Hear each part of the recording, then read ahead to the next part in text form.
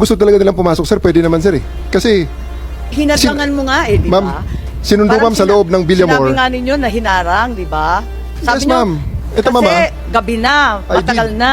I did, ma'am, I did really prevent that from the VP. I told the president that she can visit her on the detention cell in Hague. Sabi ko kung gusto niya talaga. Pero Sabi kasi mo nga naman, makapasok, pero ma'am, sa kabilang sandali, dako ma'am. sinabi mo you prevented her. Alin ba talaga? Let me clarify, ma'am, hindi pa ako tapos, ma'am, eh. Hindi, iba-iba lang yung sinasabi mo eh. Ma'am, patapusin niyo ako kung pwede. Kung pwede, ma'am. Okay lang. Kasi Madam meron Chair, tayong, I think the resource person is if you will allow me. Sir, if you will allow me, sir. yaw. Okay, sir. Kaya nga, but please. Eto, sir, ah. After all was being said and done, yung sasakyan ni Hanilet, sir, and 5 other vehicles, nakapasok at sinundo sila, sir. Ang eroplano nasa bukas pang pintuan, sir. So, yan, sir, ang isang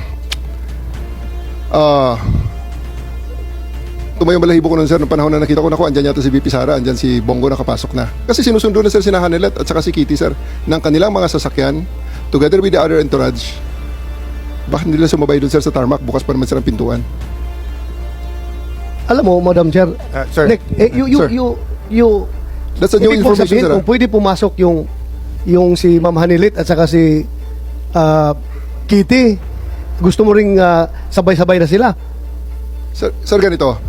Hindi ko dinideny na pinrevent ko si VP Sara na pumasok based on the request of the president, the former president. Okay, The reason for that, you prevented VP Sara from entering. yes, ma'am. Okay. Because the reason for that is that 12 hours na ang nakalipas at tapos na ang lahat ng mga delaying tactics. Nick, I cannot allow that. And otherwise, Nick, magiging magulo pa ang situation, Nag-expire sir. pala yung karapatan Sir, ng may expiration date pala yung karapatan ng anak na bumisita sa kanyang tatay. Sir, we do believe, ako, sir, personally, that's my call at that time because I'm operating on the premise ng It's your aking mission. call. It's your call to Yes, violate sir. the law. Yes. It's your call to violate the law.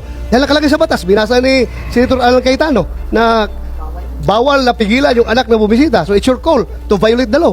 Hindi sa ganong context, sir. Oo. Anong konteksto? Anong konteksto Nasasabi mo? ko lang